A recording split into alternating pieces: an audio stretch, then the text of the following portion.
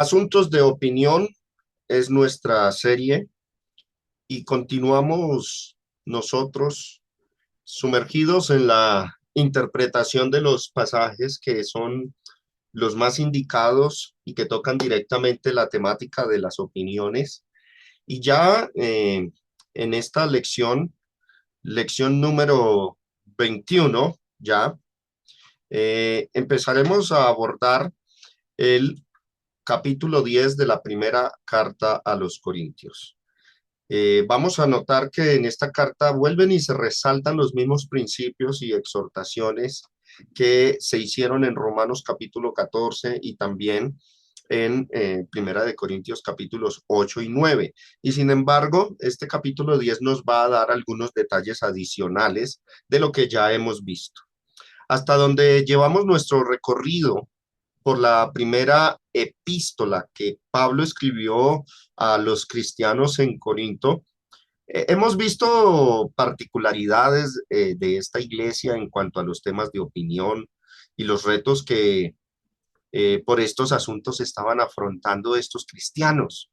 A diferencia, hermanos, y hagan memoria de la lección en la epístola a los romanos, a diferencia de los cristianos de Roma, los de Corinto no eran débiles en la fe por cuestiones de vida y prácticas heredadas del judaísmo, sino que sus debilidades tenían que ver con el paganismo, con la idolatría y con la cultura mundana que esa ciudad de Corinto tenía.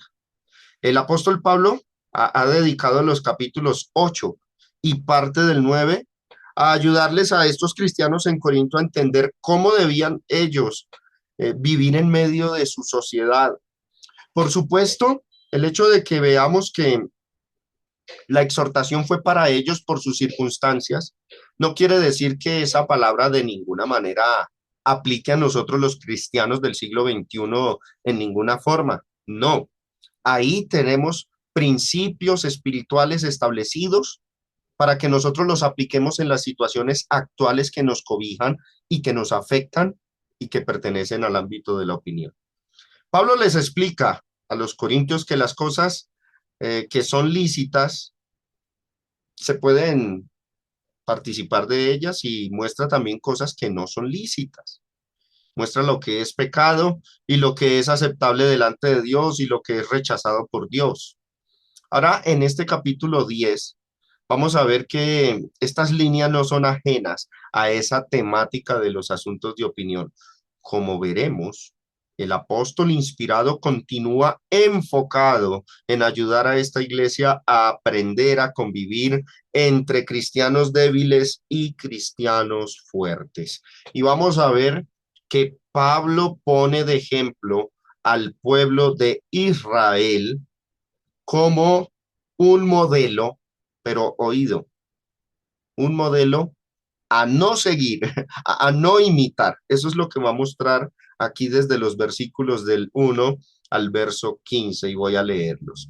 Porque no quiero, hermanos, que ignoréis que nuestros padres todos estuvieron bajo la nube y todos pasaron el mar. Y todos en Moisés fueron bautizados en la nube y en el mar. Y todos comieron el mismo alimento espiritual. Y todos bebieron la misma bebida espiritual porque bebían de la roca espiritual que los seguía. Y la roca era Cristo. Pero de los más de ellos no se agradó Dios, por lo cual quedaron postrados en el desierto. Mas estas cosas sucedieron como ejemplos para nosotros, pero ejemplos negativos, dice, para que no codiciemos cosas malas como ellos codiciaron. Después de haberles explicado en el capítulo anterior que como cristianos debían aprender, esa fue nuestra lección anterior, aprender a adaptarse a las situaciones de vida que les rodeara. Les decía Pablo, me he hecho judío a los judíos, gentil a los gentiles, débil a los débiles, a todos me he hecho de todo. El apóstol ahora procede a hacerle a la iglesia en general una advertencia y pone de ejemplo al pueblo de Israel desde sus orígenes, mostrándole los errores que ellos cometieron como un ejemplo que no se tiene por qué imitar o repetir ahora que la iglesia es el pueblo de Dios. La advertencia tiene como propósito, hermanos, conducirlos a la conclusión de que por más libertades que Cristo les hubiera dado ahora en la era cristiana, en muchos aspectos de su vida, esa libertad no podía, bajo ninguna circunstancia, conducirlos a pecar. En especial, el apóstol Pablo busca prevenirlos de un pecado en particular, el pecado de la idolatría que tanto abundaba en la ciudad de Corintios. Yo quiero que notemos eso en el verso que sigue, verso 7. Ni seáis idólatras, como algunos de ellos, según está escrito, se sentó el pueblo a comer y a beber y se levantó a jugar. Este pecado de la idolatría, mencionado entre otros pecados, es el que vamos a ver que resalta, reluce en este capítulo 10. Yo quiero que noten, hermanos, hasta el versículo 11, lo que va a decir Pablo aquí. Él exhorta para que los cristianos no hagan lo mismo que hicieron los antepasados judíos, porque ellos cometieron más pecados, aquí los menciona, ni forniquemos como algunos de ellos fornicaron y cayeron en un día 23,000, ni tentemos al Señor como también algunos de ellos le tentaron y perecieron por las serpientes, ni murmuréis como algunos de ellos murmuraron y perecieron por el destructor, y estas cosas les acontecieron como ejemplo y están escritas para amonestarnos a nosotros, a quienes han alcanzado los fines de los siglos. Ahora, mis hermanos, notemos que en los versículos del 1 al 11 se mencionaron varios pecados. Aquí los tenemos, la codicia, la murmuración, el tentar al Señor y el pecado que más va a relucir, en el que el apóstol Pablo se centra en las líneas que siguen, es el de la idolatría. Miremos lo que sigue, versículos del 12 al 13. Observen aquí lo que dice. Así que el que piensa estar firme, mire que no caiga y particularmente que no caiga en alguno de los pecados mencionados anteriormente. Y les dice Pablo a los corintios, no os ha sobrevenido ninguna tentación que no sea humana, pero fiel es Dios que no os dejará ser tentados más de lo que podéis resistir, sino que dará también juntamente con la tentación la salida para que podáis soportar. En el verso 14, miren, vuelve y recalca el pecado en el que se va a centrar y a dedicar en estas líneas. Por tanto, amados míos, huid de la idolatría. Los otros pecados no se vuelven a repetir, no se vuelve a recalcar que los evite. Obviamente son pecados y no se deben practicar, pero Pablo se va a enfocar en la cuestión de la idolatría que sucedía allá en Corinto. Por tanto, amados míos, huid de la idolatría y les dice, como a sensatos os hablo, juzgad vosotros lo que digo. Nos preguntamos, ¿por qué centrarse Pablo en este pecado en particular? ¿Por qué no les enfatiza o reitera que huyan también de la codicia? Bueno, porque el pecado que más abundaba en la ciudad de Corinto y al que los cristianos allí estaban más expuestos, propensos a practicar, era la idolatría. Por eso les dice en el verso 13 que no les ha sobrevenido ninguna tentación que ellos no puedan resistir. Dios no los va a dejar ser tentados más de lo que puedan resistir, porque es que el pecado más seductor y tentador para esta comunidad en la ciudad de Corinto era la idolatría. Ahora, eh, el mensaje de Pablo, mis hermanos y oyentes, estaba enfocado en este pecado en particular. Además, la idolatría es el tema que ya se viene discutiendo desde el capítulo 8. Por eso, esta exhortación, aunque menciona otros pecados, se enfoca, se sumerge en hacerle ver a los corintios que no deben practicar la idolatría. Como hemos visto anteriormente en las lecciones de antes, el pecado de la idolatría en Corinto, mis hermanos y oyentes, oído a esto, no consistía en meramente ir y postrarse ante un ídolo pagano y hacerle oraciones, como suele verse y entenderse actualmente ese pecado. No, la idolatría era otra cosa. Es más, considero que si la idolatría fuese simplemente ir a un ídolo y rezarle, o adorar la imagen, Hubiera sido un pecado muy fácil de enfrentar.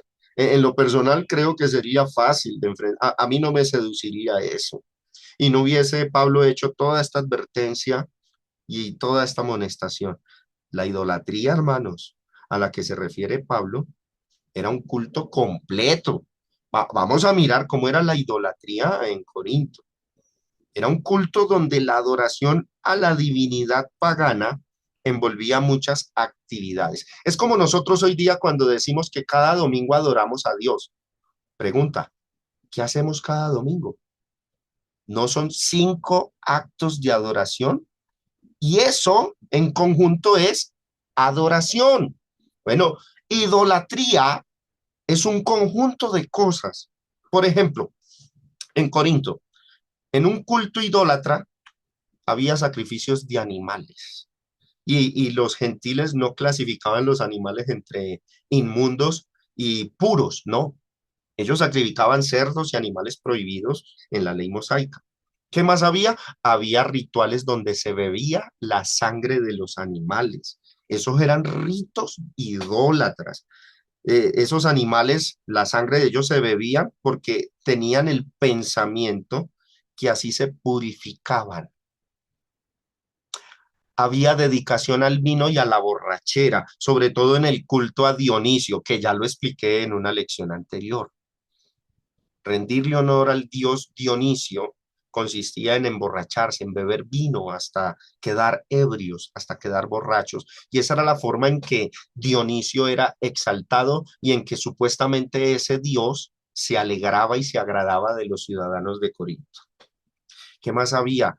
Había rituales donde bebían y consumían menjurjes y brebajes que los hacían delirar. Imagínense en esto, brebajes que se tomaban y supuestamente les abría la mente y podían trascender a otras dimensiones, pensaban los de Corinto. Hoy día, ahí en Colombia, creo que dentro de la Gnosis, donde se consumen un brebaje, eh, no sé si vaya a decir bien su nombre, el yagé, algo así, y dicen que abre la mente y pueden ver extraterrestres, etcétera. Hermanos, eso no es sino otra forma de drogadicción y la Biblia lo condena.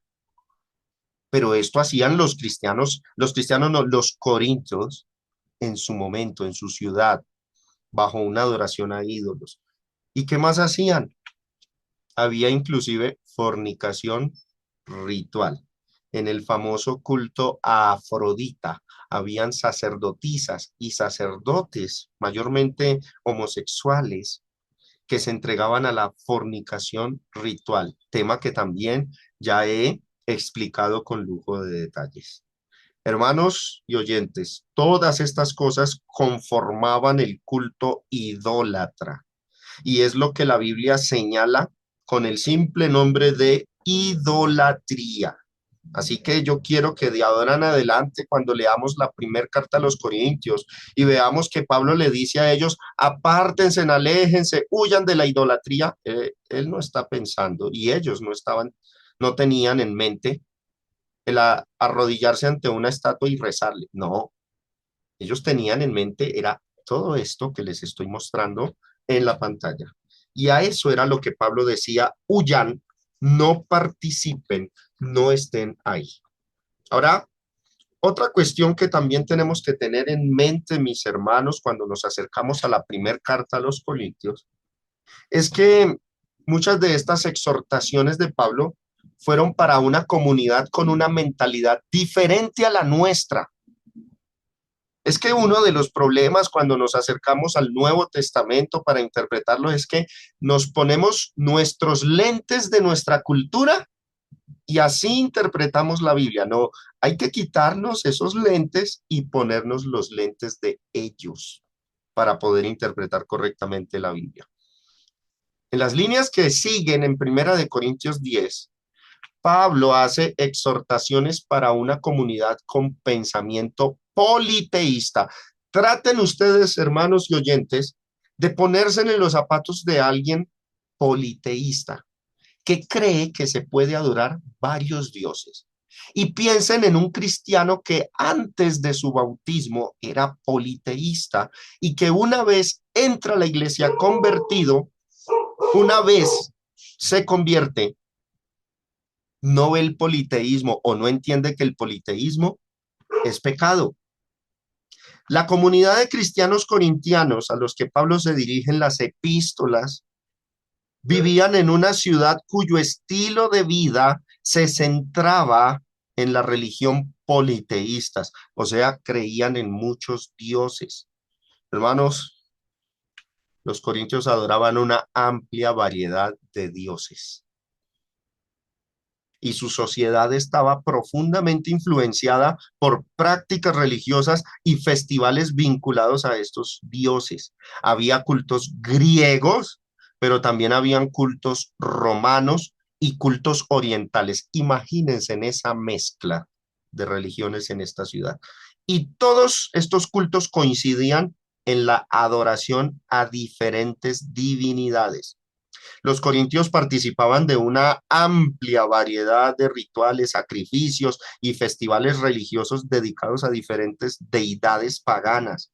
Esos ritos, hermanos, en el pensamiento de esa sociedad eran ritos esenciales para la vida pública y privada. Así como la religión cristiana hoy día nos afecta en la vida pública y privada, a ellos su religión pagana les afectaba la vida pública y privada. Se creían, según ellos, que los dioses influían directamente en la vida diaria, en la política y en la economía. Corinto también era famosa en todo el imperio romano por su reputación de inmoralidad.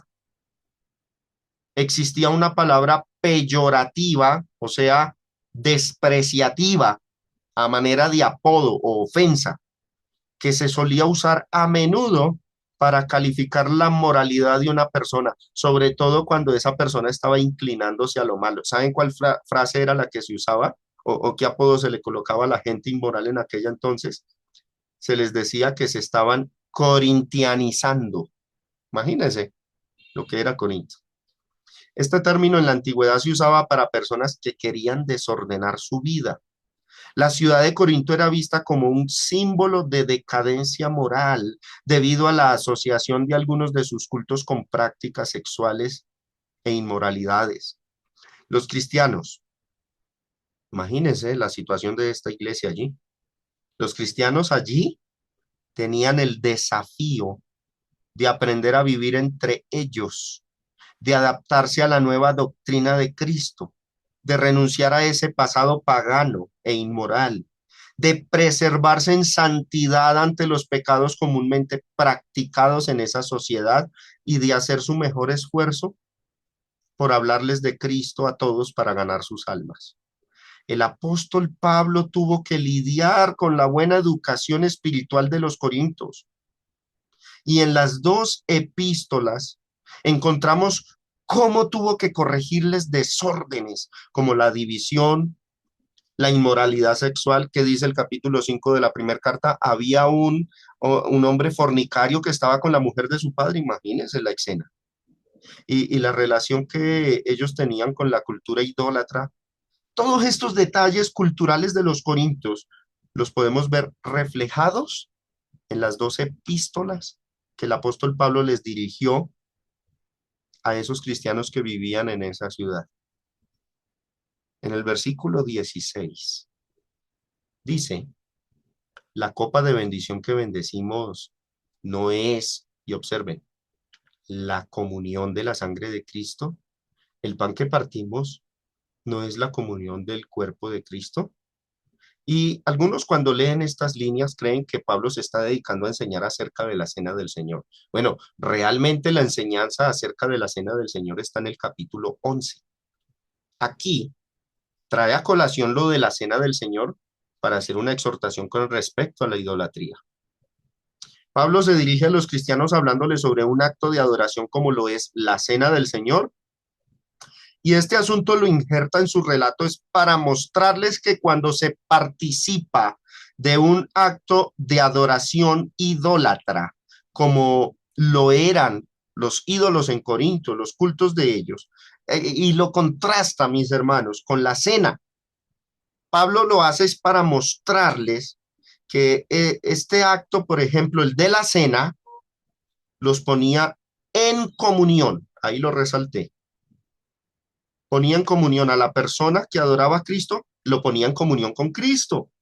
La palabra comunión viene de un término griego que tiene varios significados o connotaciones y quiero que miremos el que Pablo está usando aquí en este contexto. Ahí lo pongo en pantalla, Diccionario Conciso Griego-Español del Nuevo Testamento por Elsa Tames. Dice, la palabra comunión en el griego es koinonía y sus significados son comunión, relación estrecha, confraternidad, participación, compartimiento, unión y también en algunos pasajes se traduce contribución, ayuda. En Romanos 15 dice que los cristianos tuvieron a bien hacer una ofrenda. Esa palabra ofrenda ahí en Romanos 15 no es logias. Esa palabra ahí es koinonía, que se usa como sinónimo de una contribución o ayuda. Es una palabra, hermanos, que tiene variedad de connotaciones, pero las que yo creo que Pablo está usando aquí, o sea, usa la palabra koinonía, pero las connotaciones con la que aplica a esa palabra que aquí se tradujo comunión en Primera de Corintios 10:16, las connotaciones son estas dos. Primero, relación estrecha y segundo, unión. No podemos interpretar sin lugar a dudas, no podemos decir cuando dice Primera de Corintios 16, la copa de bendición que bendecimos no es la comunión, como es coinonía, la voy a traducir contribución, no encaja, ¿cierto que no? No es la contribución de la sangre de Cristo, ahí no encaja ese sentido, pero el que sí encaja es relación estrecha, unión. El punto al que Pablo quiere llegar con este ejemplo, mis hermanos, este ejemplo de contraste, es que participar de un solo acto de adoración, como por ejemplo la cena, que es lo que ilustra aquí, nos pone en una relación estrecha, en unión con el Dios que se está adorando por medio de ese acto. Comer del pan, beber de la copa, es un acto de adoración que nos pone en coinonía, es decir, nos une al Dios que se está adorando. Esta ilustración Pablo la hizo con el propósito de exhortar a esa comunidad de cristianos que estaban envueltos en un pensamiento politeísta. Es muy probable que muchos de los cristianos de Corinto pensaran que era aceptable o válido ir un domingo a la iglesia, adorar a Dios, practicar los actos de adoración como la cena y luego, terminado el servicio oculto, pensaban ellos, podían ir a un templo pagano y también adorar a un dios pagano como Dionisio, Zeus o Afrodita, participando de todos los actos de adoración que se hacían en esos cultos. Hermanos, es que los cristianos de allá venían con mentalidad politeísta y a eso estaban expuestos, a esos errores. La mentalidad de los corintios era politeísta y eso es lo que de pronto a nosotros nos cuesta para poder interpretar estas líneas.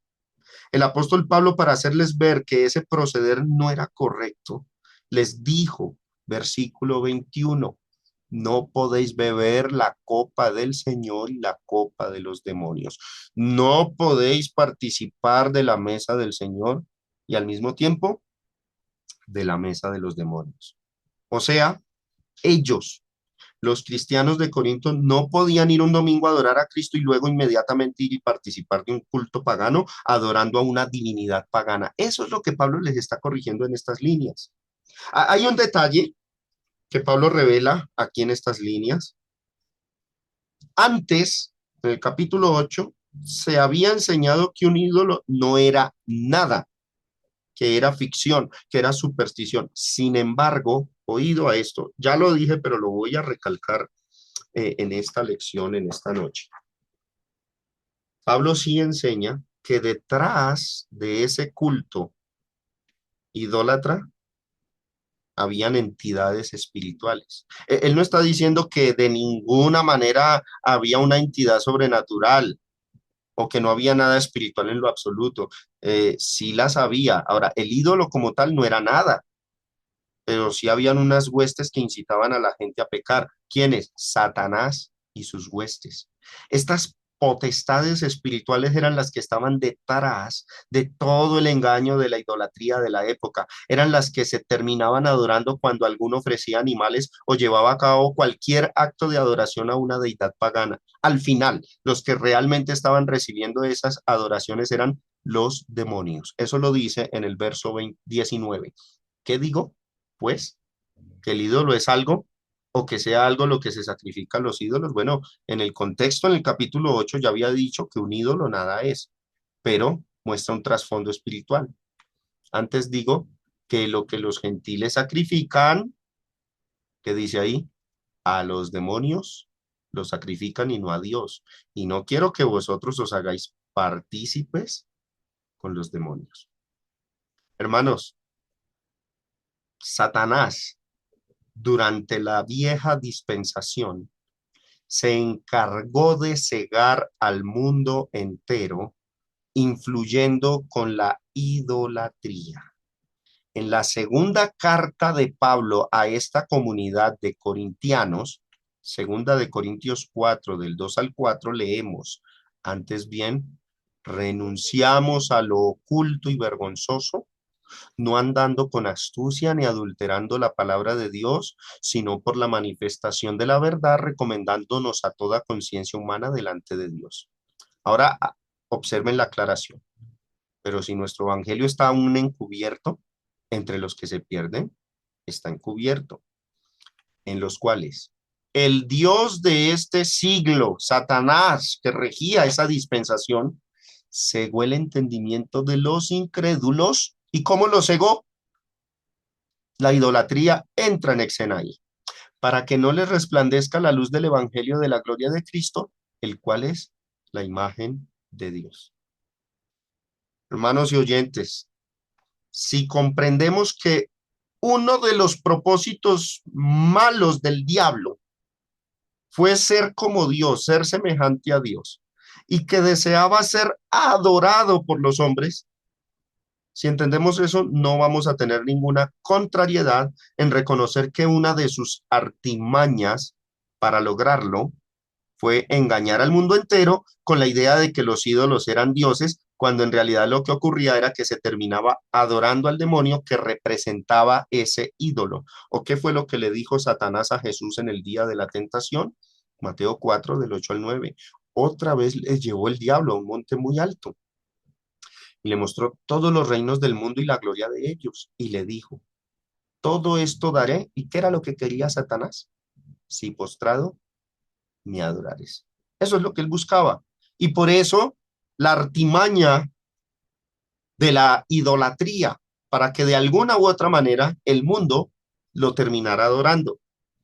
Ante esta realidad, la enseñanza y corrección que Pablo estaba ofreciendo a los cristianos en Corinto fue que, bueno, por un lado, era lícito, era aceptable, estaba permitido comprar y comer carne u otros alimentos que antes hubieran sido sacrificados a los ídolos, oído, siempre y cuando el cristiano no participara del culto pagano. Ahora, por otro lado, no podían ni debían participar de actos de adoración paganos, porque aunque el ídolo en realidad no fuera nada, durante un acto de adoración o culto pagano, sí se terminaría adorando a los demonios. Eso es lo que Pablo está diciendo en Primera de Corintios 10, del 19 al 20. Ahora miremos los versículos del 21 al 22.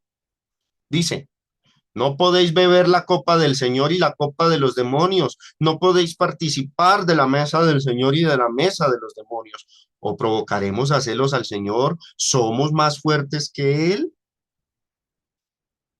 Quiero que prestemos mucha atención a este punto, a estas líneas, y nos concentremos bien para lo que diré enseguida. Mis hermanos y personas que me escuchan, este pasaje es uno de los más malinterpretados y cortados de su contexto. El comer y beber o participar de la mesa de los demonios en este pasaje, como lo estamos viendo, es específicamente participar de un culto o adoración idólatra. Nada más ni nada menos que eso.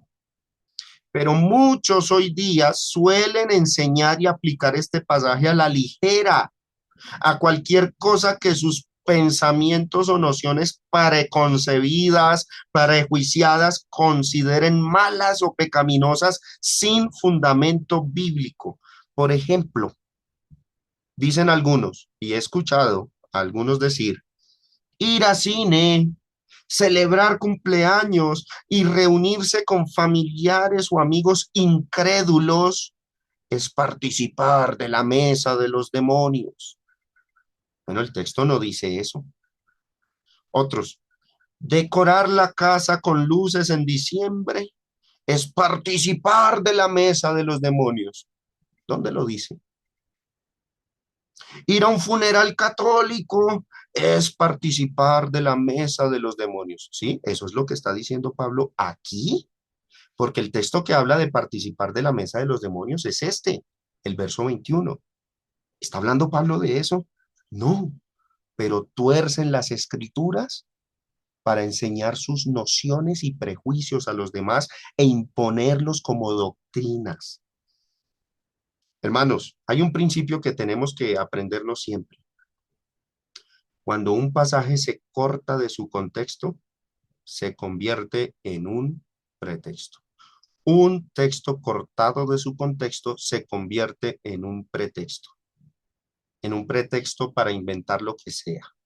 Y con eso se pueden inventar muchas doctrinas y dogmas que a los hombres se les ocurra. No está diciendo Pablo aquí que todo cuanto hagamos en esta vida es participar de la mesa de los demonios, sino que está enseñando que participar de un culto idólatra, en específico habla de eso sí es participar de la mesa de los demonios. Eso sí es pecado porque une a la persona, lo pone en comunión, coinonía con el demonio que representa el ídolo. Ahora, Pablo hizo una clara distinción, y esta también lo vimos en lecciones anteriores sobre aprender a hacer las debidas distinciones.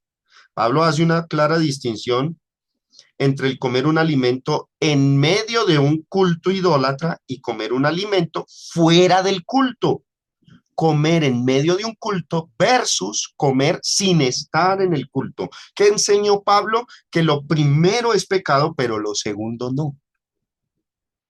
Ahora, hay quienes están usando, oído mis hermanos, porque sin lugar a dudas de estas lecciones van a salir detractores y este va a ser el pasaje que van a usar para decir que es pecado participar de cualquier cosa que anteriormente estuviese ligada a algo idólatra. Y algunos incluso de manera arbitraria citan estas líneas, verso 21 y 22, para decir que comer un alimento que había sido sacrificado a los ídolos sí era pecado, contradiciendo al apóstol Pablo. Aquí entra en escena, mis hermanos, una ley fundamental de hermenéutica e interpretación. ¿Y saben cuál es?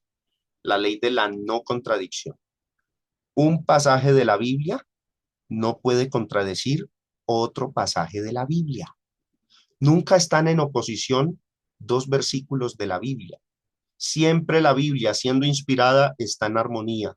Entonces no podemos decir que Primera de Corintios 10 del 21 al 22 sí prohíbe esas comidas cuando versículos anteriores se dijo que no. ¿En dónde se dijo? Primera de Corintios 8:8. Si bien la vianda no nos hace más aceptos ante Dios, pues ni porque comamos seremos más, ni porque no comamos seremos menos. Luego viene este versículo que nos ocupa y lo voy a volver a poner aquí en pantalla.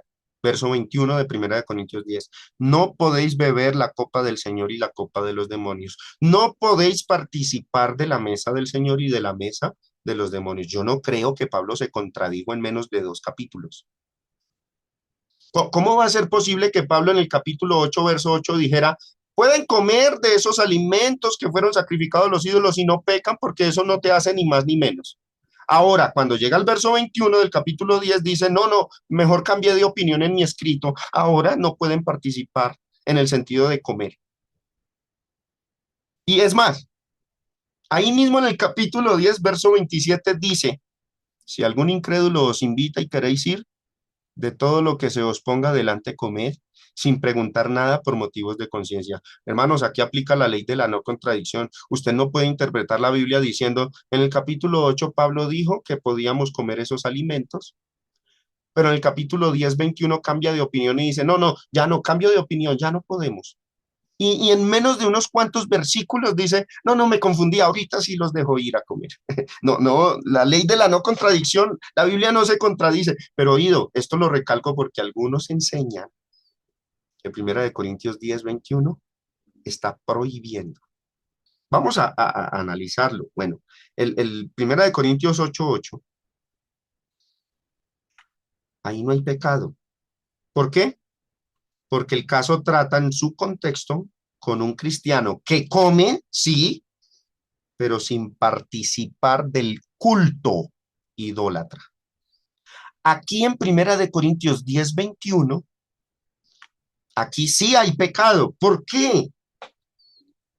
Porque la exhortación va dirigida al hecho de comer en medio de un culto. Y voy a resaltar la palabra clave del verso 21, participar.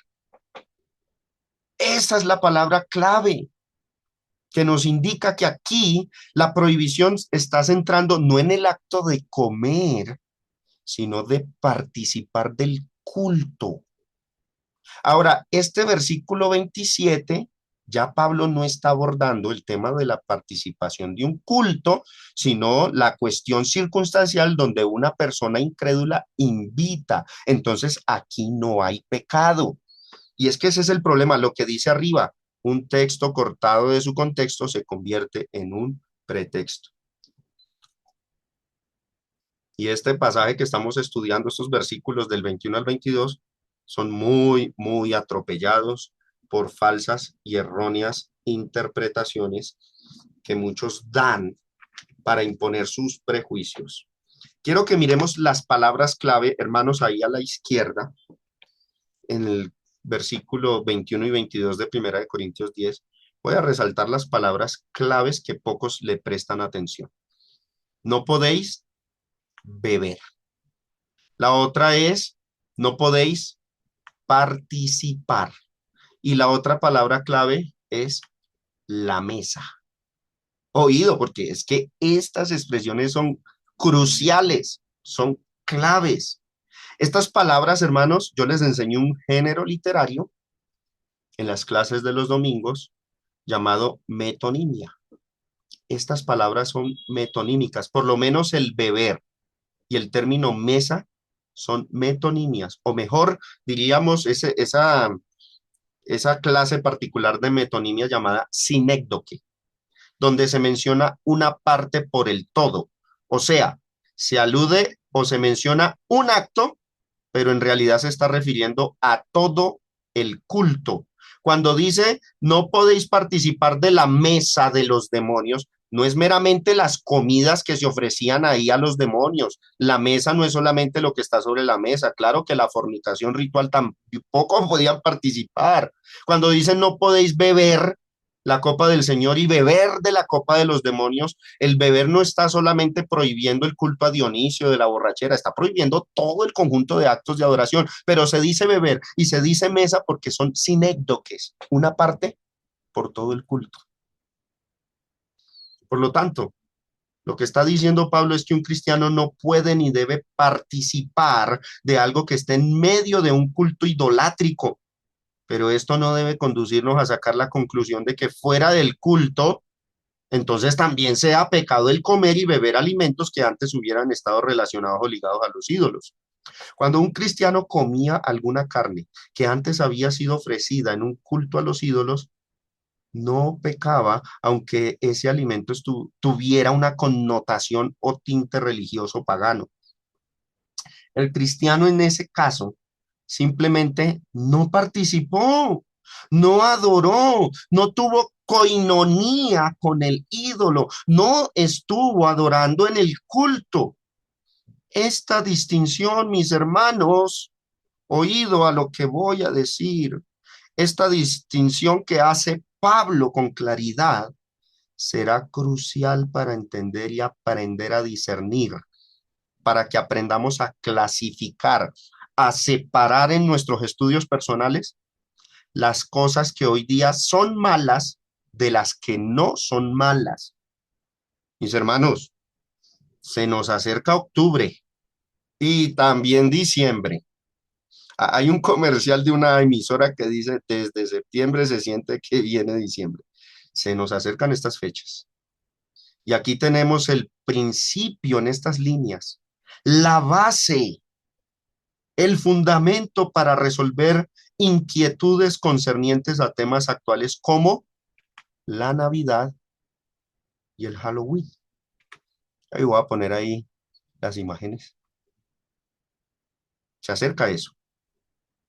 Hay quienes concluyen que toda acción que un cristiano haga en esas fechas y que esté relacionada con la Navidad y el Halloween, automáticamente es mala, pecaminosa. Pero si Pablo el apóstol fue capaz de establecer distinciones en su momento, si supo separar lo bueno de lo malo, nosotros hoy día podemos y debemos hacer lo mismo. ¿Es pecado ponerse un disfraz? Como decía Pablo a los Corintios en el capítulo 11, juzgad vosotros mismos. ¿Es pecado ponerse un disfraz? ¿Es pecado decorar con luces? ¿Es pecado salir a pedir dulces?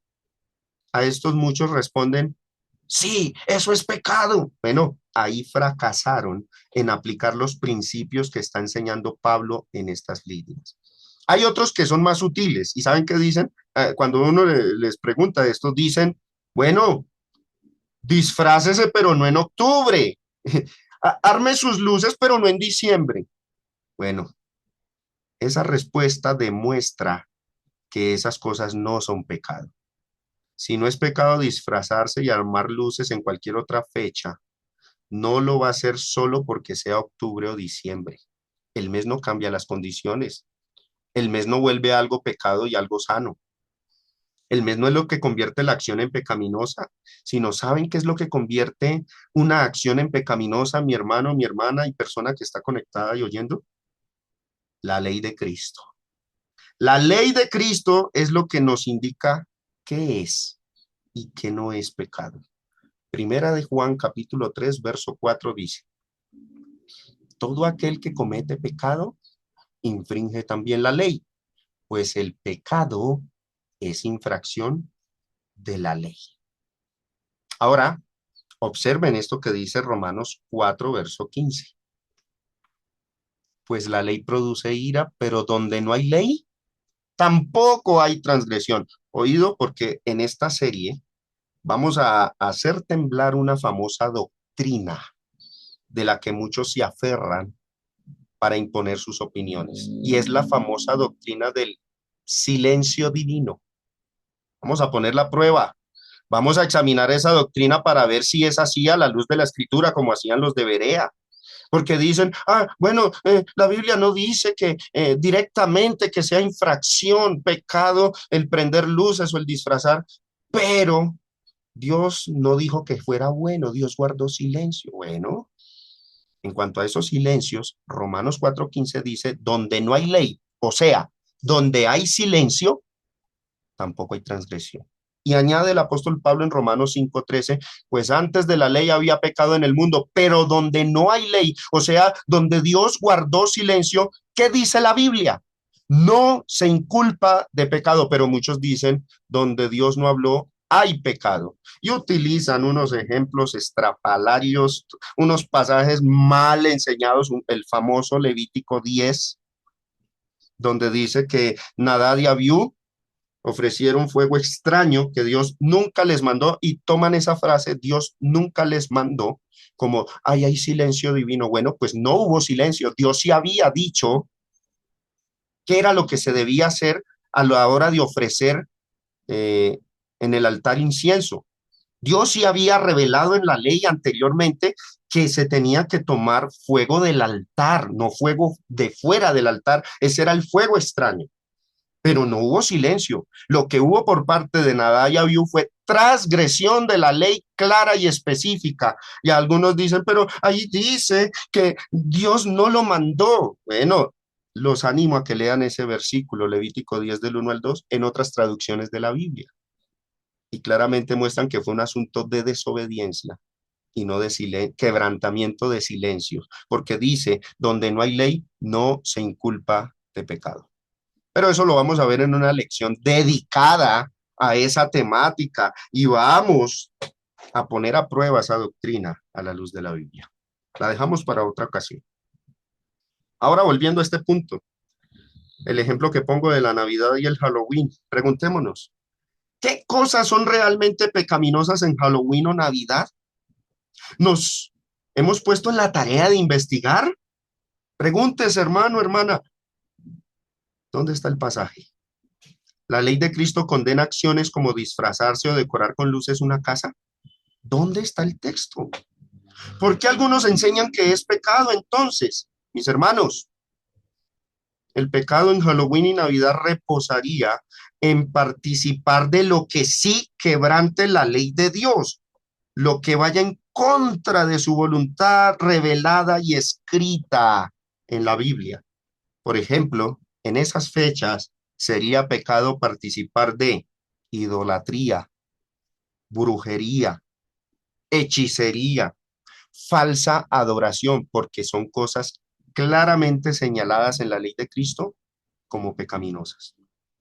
Pero si acciones como disfrazar, decorar con luces, pedir dulces, no están constituidas en la ley de Cristo como pecaminosas, ¿qué autoridad tenemos nosotros para volverlas pecaminosas y peor, luego condenar a los demás que las practican? No tenemos autoridad nosotros para volverlas o llamarlas pecado, y mucho menos para juzgar y condenar a los demás porque las hagan. Sería semejante a estar allá en Corinto en aquella época, en el primer siglo, viendo a un hermano comiendo carne que antes había sido sacrificada a los ídolos y decir, te condenamos de pecador, estás pecando, sin que el hermano hubiera estado realmente en un culto pagano. Sería paralelo, aunque con diferentes circunstancias. Pensar con dogmatismo y legalismo, enseñar así a una iglesia o a un grupo de hermanos, adoctrinar de esa forma es fracasar en entender y aplicar las distinciones que Pablo hizo con estos asuntos. Sobre el asunto de la Navidad y el Halloween, vamos a elaborar lecciones particulares y dedicadas a estos temas. Solo quería resaltar que en estos pasajes nosotros encontramos el principio y fundamento que nos debe regir para poder abordar e interpretar correctamente los asuntos controversiales de la actualidad. Y lo vamos a hacer con la debida madurez y conocimiento y sobre todo con la guía absoluta de la palabra de Dios. Para culminar, quiero que leamos estas líneas que hemos estudiado hasta el verso 22 en otra traducción de la Biblia, que creo que es una traducción que expresa con claridad y exactitud la interpretación que acabo de compartirles. Primera de Corintios 10 del 14 al 22, pero lo voy a leer en esta versión de la Biblia, traducción en lenguaje actual. Observen. Verso 14. Por eso, queridos hermanos, no adoren a los ídolos. Cuando decía la Reina Valera, huid de la idolatría, significa no adoren a los ídolos. O sea, no participen del culto que los envolvía a ellos en esa cultura y sociedad en su época. Verso 15. Ustedes son personas inteligentes y estoy seguro de que me entienden. Y viene el ejemplo de la cena del Señor. Verso 16. En la cena del Señor, cuando tomamos la copa y pedimos que Dios la bendiga, nosotros estamos participando, observen, estamos participando de la sangre de Cristo. Y cuando partimos el pan, también participamos todos del cuerpo de Cristo. Aunque somos muchos, somos un solo cuerpo, porque comemos de un solo pan. Verso 18. Por ejemplo, otra ilustración. Deja a un lado la ilustración sobre el tema de la cena y ahora pasa a ilustrar al pueblo de Israel. En el pueblo de Israel, los que comen de la carne de los animales que se sacrificaban en el altar del templo, ¿qué dice? Participan de ellos con Dios y con los que toman parte en el sacrificio. ¿Qué está mostrando el apóstol Pablo aquí con estos ejemplos? Que participar de un solo acto de adoración en un culto ya te hace tener comunión con el Dios que se esté adorando ahí. En la cena del Señor, con solo comer del pan, beber de la copa, ya hay comunión con Dios y con Cristo. Los judíos, cuando participaban de sus sacrificios en el altar, ya tenían comunión con Dios y con todas las personas que estaban adorando ahí. Ahora, esto lo pone de ejemplo Pablo para exhortarlos a que no vayan a hacer lo mismo, pero en los cultos idólatras. Verso 19.